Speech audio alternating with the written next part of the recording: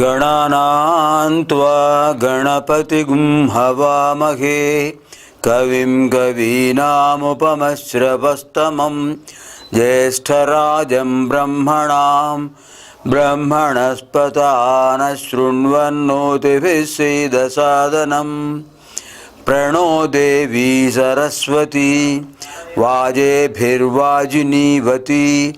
धीनामवित्र्यवतु गणेशाय नमः सरस्वत्यै नमः श्रीगुरुभ्यो नमः हरिः ओम। शक्तित्रयी वेदमाता सर्वदैवस्वरूपिणी सत्यधर्मस्वरूपा च पातु नः सर्वदा शुभा। ओंकारं बिन्दुसंयुक्तं नित्यं ध्यायन्ति योगिनः कामदं मोक्षदं चैव ओंकाराय नमो नमः। व्यासं वसिष्ठनप्तारं शक्तेः पौत्रमकल्मषं पराशरात्मजं वन्दे शुकतातं तपोनिधिम्।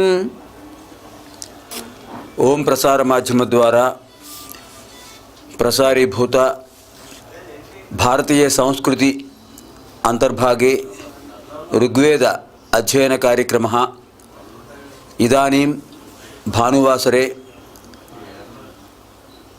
प्रत्येकतः प्रातः 11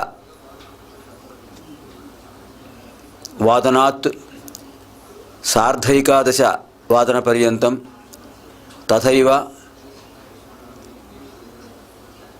सायं समये सार्धचतुर्वादन समयात् पंचमवादन पर्यन्तं प्रसारीभूतो भवति। एतत् कार्यक्रमाय सर्वेभ्यः संदर्शकेभ्यः स्वागतं, हार्दिक स्वागतम्।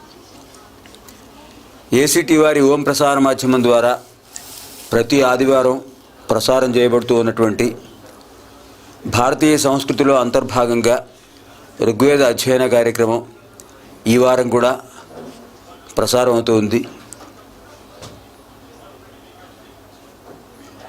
ఉదయం 11 గంటల నుంచి 11:30 గంటల వరకు, అదేవిధంగా సాయంకాలం 4 గంటల నుంచి 4:30 గంటల వరకు ఇది ప్రసారం అవుతుంది.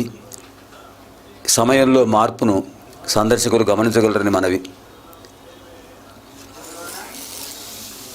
ఋగ్వేద ఉపనిషత్తుల్లో మొదటిది ఐతరేయ ఉపనిషత్తు, అది అధ్యయనం అయింది, అది అధ్యయనం చేసుకున్నాం.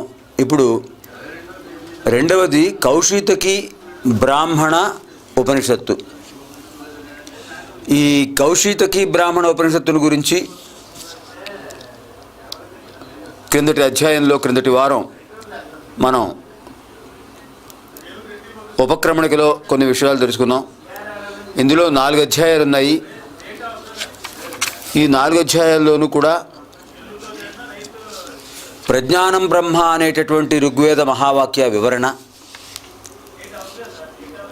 అంతేకాకుండా ఆత్మానందం, ఆత్మజ్ఞానం అనేటువంటి విషయాలను గురించి గార్గ్యాయణి ముని, శ్వేతకేతు మహాముని, ఆరుని మహర్షి, అలాగే గౌతముడు, వామనుడు అందరి సమక్షంలో జరిగిన చర్చ ఇందులో అధ్యయనీయాంశం. ఇందులో మొదటి అధ్యాయంలో గార్గ్యాయని ముని శ్వేతకేతువును ఆరుణిని ఆహ్వానించాడు. ఆరుని మహర్షిని అడిగాడు గార్గ్యాయని మహాముని, నాయన ఊర్ధ్వలోకాలు 7 ఉన్నాయి. అందులో మొదటిది మన భూలోకం. దీని తర్వాత భువర్లోకం, స్వర్లోకం, మహర్లోకం, జనోలోకం, తపోలోకం, సత్యలోకం ఉన్నాయి. ఒక్కొక్క లోకాన్ని అధిగమించి వెళ్ళడానికి ఏమిటి మార్గం? ఆ మార్గాన్ని నువ్వు నాకు వివరించి చెప్పాలి అని అంటే ఆయన సవినయంగా చెప్పాడు. ఆరుని, మహానుభావ, నేను ఈ విషయాలను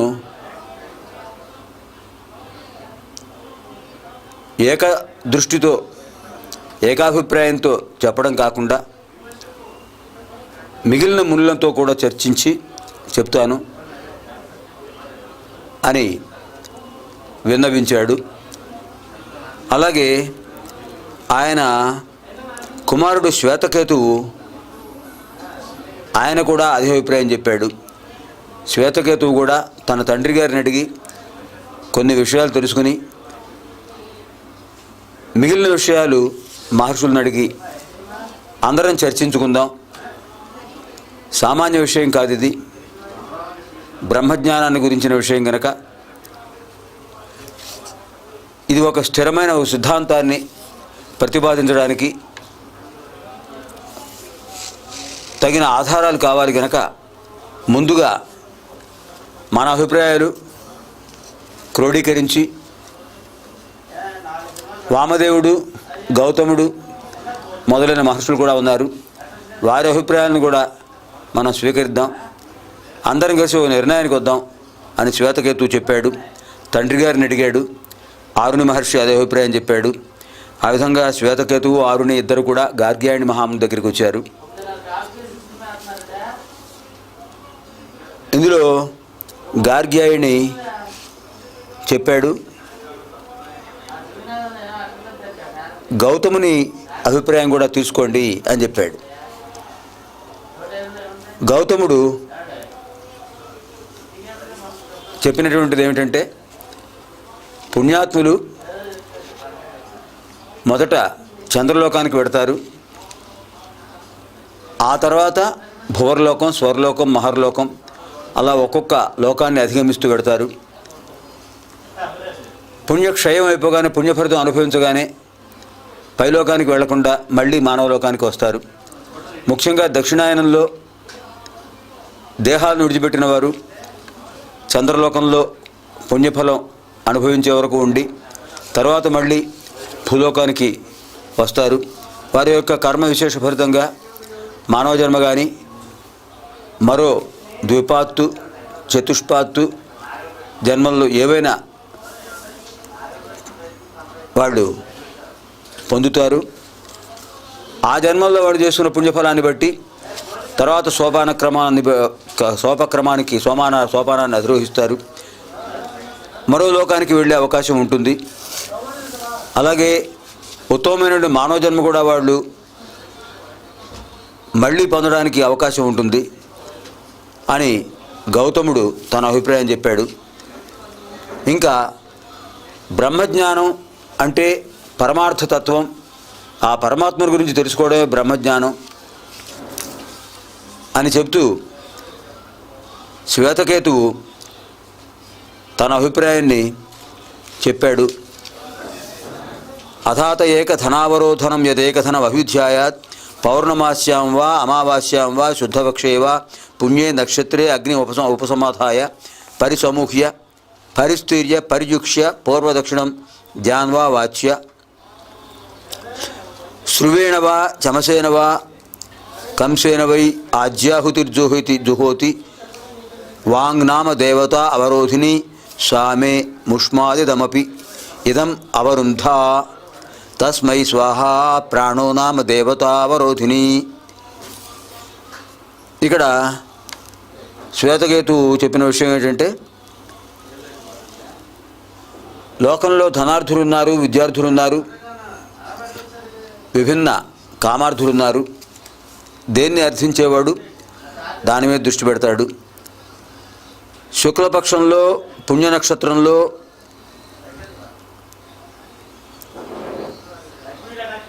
అలాగే పౌర్ణమి తిథి ఎందు కానీ వారు ఆజ్యాహుతి చేయాలి, హోమం చేయాలి.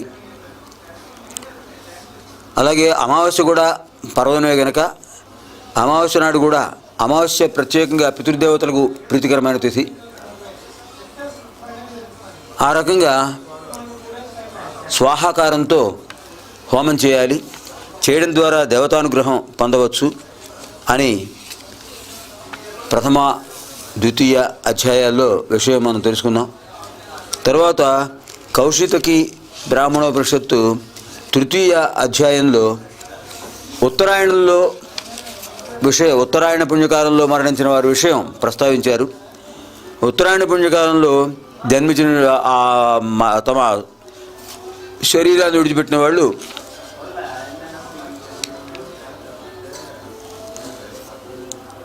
చంద్రలోకంలో ప్రవేశించకుండా ఇతర లోకాలకు, స్వర్లోకం, మహర్లోకం, జనలోకం అటువంటి ఊర్ధ్వలోకాలకు పెడతారు. పైగా ఉత్తరాయణ పుణ్యకాలంలో జన్మించిన వాళ్ళకి పునరావృత్తి రహితమైనటువంటి కైవల్యం పొందే అవకాశం ఉంది. వారు యోగాభ్యాసంతో శరీరాన్ని విడిచిపెడతారు కనుక వారికి విశేషమైన పుణ్యఫలం లభిస్తుంది అని చెబుతూ ఇక్కడ ప్రత్యేకంగా షట్చక్రాలను అధిగమిస్తూ కుండలిని శక్తి సహస్రారం చేరుకోవడం గురించి చెప్పాడు గార్గ్యాయని ముని. ఇలా చేయాలంటే ప్రాణాయామం ద్వారా మరో మార్గం లేదు. ప్రాణాయామేన వినా నా అన్యో మార్గో అస్తి. ప్రాణాయామ ఏవ శక్తి కేంద్రాన్ ఉద్బుద్ధీకరణాయ కారకో భవతి. శరీరంలో ఉన్న చక్రాలని కూడా శక్తి కేంద్రాలు కనుక, పంచభూత సమాహారం కనుక వాటిని అధిగమిస్తూ వెళ్ళాలి. ఒక్కొక్క చక్రాన్ని ఉద్బుద్ధం చేస్తూ, శక్తి కేంద్రాన్ని వికసింపజేస్తూ, ఆ కుండలిని శక్తి జాగృతం అవుతూ సహస్రార చక్రానికి చేరుకునేటప్పటికీ అది అద్వైత తత్వం పొందుతుంది. అదే పరమార్థతత్వం. దానివల్లనే మనకి ఋగ్వేద మంత్ర అర్థం కూడా గోచరిస్తుంది అని చెబుతూ నారాయణోపనిషత్తులో ఋగ్వేద మంత్రాన్ని ఇక్కడ గుర్తు చేస్తున్నాడు గార్గ్యాయని ముని. ఓం అథ పురుషోహ వై నారాయణో కామయేత ప్రజా సృజేయేతి నారాయణాత్ ప్రాణో జాయతే మనస్సర్వేంద్రియాణి చ ఖం వాయుర్జ్యోతిరాపః పృథివీ విశ్వస్య ధారిణి నారాయణాత్ బ్రహ్మా జాయతే నారాయణాద్ రుద్రో జాయతే నారాయణాదింద్రో జాయతే నారాయణాత్ ప్రజాపతయః ప్రజాయంతే నారాయణాద్వాదశాదిత్యా రుద్రావసవః సర్వాణి ఛందాగుంసి నారాయణాదేవ సముత్పద్యంతే నారాయణే ప్రవర్తంతే నారాయణే ప్రళీయంతే ఇది ఋగ్వేద సూక్తం. ఈ సూక్తం యొక్క విశేషార్థం మనం ఇంతకుముందు కార్యక్రమాల్లో, ఆదివారం కార్యక్రమాల్లో చెప్పుకున్నాం. సర్వము శ్రీమన్నారాయణ నుంచి ఉద్భవించింది. పంచభూతాలు, పంచభూత తత్వాలకు సంబంధించిన పంచ ప్రాణాలు, పంచేంద్రియాలు, పంచ జ్ఞానేంద్రియాలు, పంచ కర్మేంద్రియాలు, పంచ తన్మాత్రలు, ఇవన్నీ కూడా అక్కడి నుంచే వచ్చాయి. కనుక 21 తత్వాలు కూడా దీంట్లోంచి వచ్చాయి అని చెప్పాడు గార్గ్యాయని ముని. 21 తత్వాల గురించి వివరిస్తూ మొదట పంచభూతాలు పృథివ్యప్ తేజో వాయురాకాశాః, పృథివీ అప్ తేజస్ వాయు ఆకాశా. వాటి యొక్క అంశతో వచ్చినటువంటి పంచజ్ఞానేంద్రియాలు ఉన్నాయి. పృథివీతత్వం త్వక్ చర్మం, తర్వాత ఆపస్, ఆపస్ అంటే నీరు. ఆ నీటి యొక్క అంశతో ఏర్పడింది శరీరంలో ఉన్న రక్త ద్రవ పదార్థాలన్నీ కూడా. తర్వాత తేజస్, ఆ తేజస్సే నేత్రాలు, త్వక్ చక్షు. తర్వాత శ్రోత్ర, శబ్దగుణకం ఆకాశం, ఆకాశం నుంచి వచ్చింది శబ్దం అంటే శ్రోత్ర. వినే శక్తి ఆకాశం నుంచి, చూసే శక్తి తేజస్సు నుంచి, అగ్ని నుంచి, స్పర్శన శక్తి చర్మ, అది పృథివీ నుంచి వచ్చిన చర్మం. జిహ్వా, ఇది ఒక విధంగా చెప్పినట్లయితే జలతత్వం కూడా చెప్పచ్చు. జలతత్వం, లాలాజలం ఉత్పత్తి అయ్యేది జిహ్వ దగ్గరే కనుక అది జలతత్వం నుంచి వచ్చినటువంటి జ్ఞానేంద్రియం జిహ్వ. తర్వాత ఘ్రాణ, నాసిక వాయుతత్వం, పృథివీ తేజో వాయు ఆకాశం. మొత్తం పంచ జ్ఞానేంద్రియాలు. మళ్ళీ పంచ కర్మేంద్రియాలు.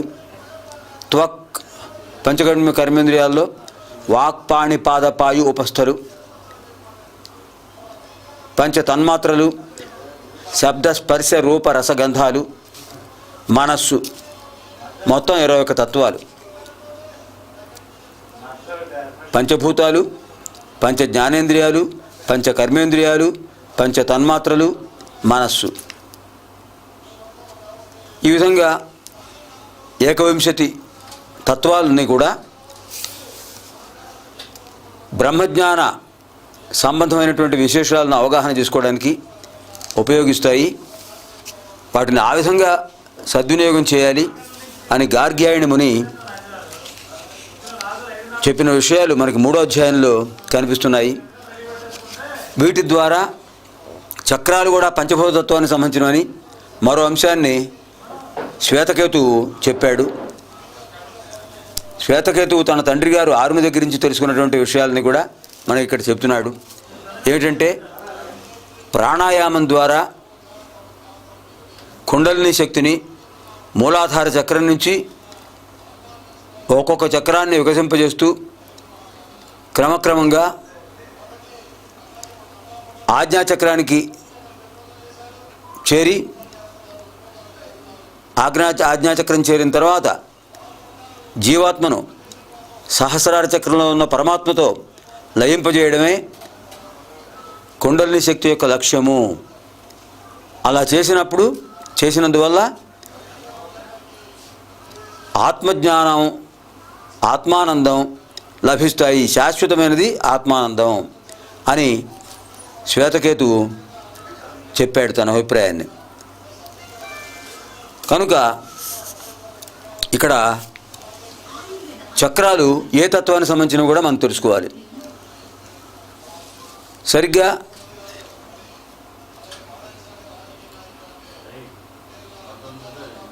మల విసర్జకావయవ స్థానంలో ఉన్నది మూలాధార చక్రం, అది పృథివీతత్వం. దానికి కొంచెం పై భాగంలో జననేంద్రియ భాగంలో మూత్ర విసర్జన స్థానంలో ఉన్నటువంటిది స్వాధిష్టాన చక్రం, అది జలతత్వం. దానిపైన నాభిస్థానంలో ఉన్నది మణిపూరక చక్రం, అది అగ్నితత్వం. పృథివీ ఆపస్ తేజస్ వరుసగా క్రమంగా వస్తున్నాయి ఇవి. తర్వాత అనాహత చక్రం గుండె స్థానంలో ఉన్నది, హృదయ స్థానంలో ఉన్నది. అనాహత చక్రం వాయుస్థానం, వాయుతత్వం. కంఠస్థానంలో ఉన్నది విశుద్ధి చక్రం, ఈ విశుద్ధి చక్రం ఆకాశతత్వం. ఈ విధంగా ఒక్కొక్క తత్వం ఆ విధంగా పంచభూతాలకు సంబంధించిన తత్వాలు, పంచ శక్తి కేంద్రాలు, పంచ చక్రాల్లాగా విశుద్ధి చక్రం వరకు వచ్చాయి. ఆ తర్వాత ఇది ఆజ్ఞాచక్రం జీవాత్మస్థానం. ఈ 5 సమాహారంతో ఇది ఇక్కడి నుంచి ఈ చక్రాలకు శక్తినిస్తూ ఉంటుంది, చక్రాలకు ఆజ్ఞనిస్తూ ఉంటుంది. ఆజ్ఞాచక్రం ఎందుకంటే ఇది జీవాత్మ స్థానం కనుక జీవాత్మ స్థానంలో ఉన్న ఆజ్ఞాచక్రం మిగతా చక్రాలు పంచభూత సమాహారం నుండి తత్వాలకు చక్రాలకు శక్తినిస్తూ వాటికి ఆదేశాలు ఇస్తూ వాటి ధర్మాన్ని అవి సక్రమంగా నిర్వర్తించేట్టు చేస్తుంది. మూలాధార చక్రం, స్వాధిష్టాన చక్రం మలమూత్ర విసర్జకావయవ స్థితిని ఉద్బుద్ధం చేస్తుంటాయి, వాటి ధర్మాన్ని అవి నెరవేర్చేటట్టు చేస్తుంటాయి. ఆ కేంద్రాలు, శక్తి కేంద్రాలు, ఆ చక్రాలు. మణిపూరక చక్రం నాభిస్థానంలో ఉండి జఠరాగ్నిని ఉద్దీపితం చేస్తూ తీసుకున్న ఆహారాన్ని చేసేటటువంటి శక్తిని అది ఇస్తుంటుంది. అది మణిపూరక చక్రం. అంచేత తేజస్సుకు సంబంధించింది. వరుసగా పృథివీ, ఆపస్, తేజస్సు సంబంధించిన అగ్నితత్వం. దానిపైన వాయుతత్వానికి సంబంధించినటువంటి అనాహత చక్రం ఉంది. ఆహత అంటే కొట్టబడినది, ఆ అనాహత అంటే కొట్టబడనిది. అంటే ఎటువంటి ఆఘాతానికి ఎటువంటి దెబ్బలకి కూడా అవకాశం ఇవ్వకుండా రక్షణ కవచంగా ప్రక్కటెముకలు ఉన్నాయి. ఆ ఎముకల మధ్య, ఆ ఎముకల లోపల భద్రంగా ఉంటుంది. ఆహతం కాకుండా అనాహతంగా ఉండేటటువంటి గుండె, దాన్ని రక్షణ చేస్తూ ఉండేది అనాహత చక్రం, శక్తి కేంద్రం. అంటే ఉచ్ఛ్వాస నిశ్వాసాలను క్రమబద్ధీకరిస్తూ ఇక్కడి నుంచి ఈ అనాహత చక్రమే వాయుతత్వం కదండి. ఉచ్ఛ్వాస నిశ్వాసాలు ఎలా వస్తున్నాయి? గాలిని పీల్చడం, విడిచిపెట్టడం. ఉచ్ఛ్వాస ఉత్ శ్వాస, ఉచ్ఛ్వాస నిశ్వాస, నిశ్వాస. ఉత్ పైకి, ఇక్కడున్న ప్రాణవాయువుని పైకి తీసుకెడుతుంది కనుక ఉత్ శ్వాస, ఉచ్ఛ్వాస. ఆ ఉచ్ఛ్వాసలో తీసుకునేటువంటి ప్రాణవాయువు అక్కడికి వెళుతుంది. అది అనాహత చక్రం ఆ వాయువును తీసుకుంటుంది. పవిత్రమైనటువంటి స్వచ్ఛమైనటువంటి ప్రాణశక్తిని, ప్రాణవాయువుని తీసుకుని దాని ద్వారా కలుషిత రక్తాన్ని స్వచ్ఛం చేస్తూ, దాన్ని పవిత్రీకరిస్తూ, పరిశుద్ధం చేస్తూ ఆ కాలుష్యాన్ని తను తీసుకుంటుంది. ఆ తీసుకున్నటువంటి దాన్ని కలుషిత వాయువును నిశ్వాస క్రిందికి వచ్చేటటువంటి గాలి నిశ్వాసగా పరిణమింపజేస్తుంది. ఆ నిశ్వాసలో వచ్చేటువంటి మలినమైన పదార్థాలు, ఆ రక్తంలో ఉన్నటువంటి మలిన పదార్థాలని తను తీసుకుని తనతో పాటు కిందికి తీసుకొచ్చేస్తుంది. ఉచ్ఛ్వాస కేవలం పవిత్రమైనటువంటి వాయువు, స్వచ్ఛమైన వాయువు. నిశ్వాస కలుషితమైన వాయువు. ఈ విధంగా ఉచ్ఛ్వాస నిశ్వాసాలను క్రమబద్ధీకరిస్తూ వాటి యొక్క ధర్మాన్ని నిర్వర్తింపజేసేది అనాహత చక్రం. వక్షస్థానంలో ఎడమవైపున ఉండేది. ఇది వాయుతత్వం. వాయుతత్వం తర్వాత వచ్చేటటువంటి ఆకాశతత్వం. శబ్దం, మన కంఠస్వరం ఇక్కడి నుంచి వస్తుంది, స్వరపేటిక ఇక్కడ ఉంది. ఈ స్వరపేటికకు తగిన శక్తినిస్తూ మనం ఏ మాట మాట్లాడాలన్నా దానికి ఒక శక్తినిస్తూ ఆ మాట మాట్లాడడానికి వీలైనటువంటి శక్తిని కల్పించే చక్రం విశుద్ధి చక్రం. సరిగ్గా కంఠస్థానంలో, కంఠానికి దిగువన, ఈ కింద ఉన్న ఎముకకు పైన మధ్యలో ఉన్నటువంటి లోతు భాగంలో అక్కడ ఉంటుంది విశుద్ధి చక్రం. ఈ విశుద్ధి చక్రమే మనం మాట్లాడడానికి ఉపయోగిస్తుంది, మాట్లాడడానికి శక్తినిస్తుంది విశుద్ధి చక్రం. ఆ విశుద్ధి చక్రంలో అది సరి అయినటువంటి సక్రమమైన మార్గాన్ని అది అవలంబించకపోతే స్వరపేటిక దెబ్బతింటుంది, మాట రాదు. ఏదో మాట్లాడాలనుకుంటే మరో మాట మాట్లాడతాం, మాట్లాడే మాట స్పష్టంగా ఉండదు. ఇవన్నీ కూడా విశుద్ధి చక్రంలో లోపం జరగడం వల్ల, శక్తి కేంద్రం వికసింపకపోవడం వల్ల జరిగేటువంటి అనర్థాలు. తథైవ పంచభూత ప్రకృతి సిద్ధాః పంచచక్రాః మూలాధార స్వాధిష్టాన మణిపూరక అనాహత విశుద్ధి చక్రాः పంచభూతాత్మకాः. తదనంతర శక్తి కేంద్రం చక్రం ఆజ్ఞాచక్రం తత్ జీవాత్మస్థానం. తదుద్దిశ్య ఆగామి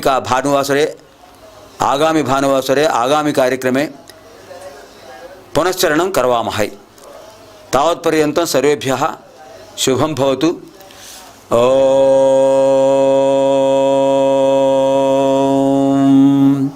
సహనావవతు సహనౌ భునక్తు సహ వీర్యం కరవావహై తేజస్వినావధీతమస్తు మా విద్విషావహై.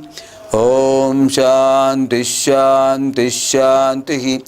స్వస్తి ప్రజాభ్యః పరిపాలయంతాం న్యాయేన మార్గేణ మహీం మహిషాః. గోబ్రాహ్మణేభ్యః శుభమస్తు నిత్యం.